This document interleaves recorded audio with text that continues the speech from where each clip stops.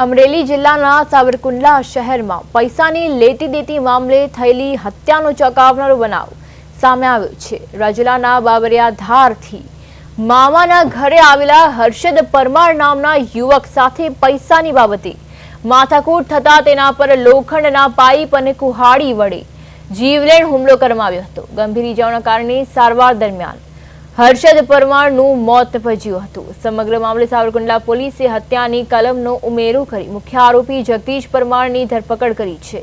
અન્ય 3 આરોપીઓ ઝડપી પાડવા પોલીસે તપાસના ચક્રો ગતિમાન કર્યા છે। આ મામલે સાવરકુંડલા ડીવાયએસપી વિરલ ચંદને પ્રેસ કોન્ફરન્સ કરી વિગતો જાહેર કરી હતી।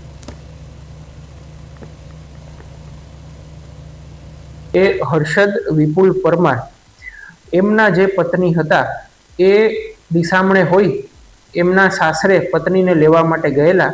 હર્ષદભાઈ સાસરે ગયેલા ત્યારે એમના ફઈના જે દીકરા છે અને આ કામના જે આરોપી છે એ જગદીશ સુખાભાઈ પરમાર, એમના પત્ની દયાબેન જગદીશભાઈ પરમાર અને અન્ય 2 અજાણ્યા ઈસમો એમણે પૈસા બાબતે જે ફરિયાદી છે એમના જોડે માથાકૂટ થતા એમને લોખંડના પાઇપ અને કુહાડી વડે પગના ભાગે સારવાર દરમિયાન અમરેલી સિવિલ હોસ્પિટલમાં રિફર કરેલા।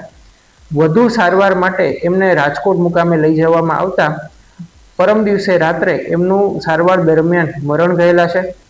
જે મુખ્ય આરોપી છે જગદીશ સુખાભાઈ પરમાર એમની ધરપકડ થઈ ગઈ છે અને અન્ય આરોપીઓને પકડવા માટે પ્રક્રિયા ચાલુ છે।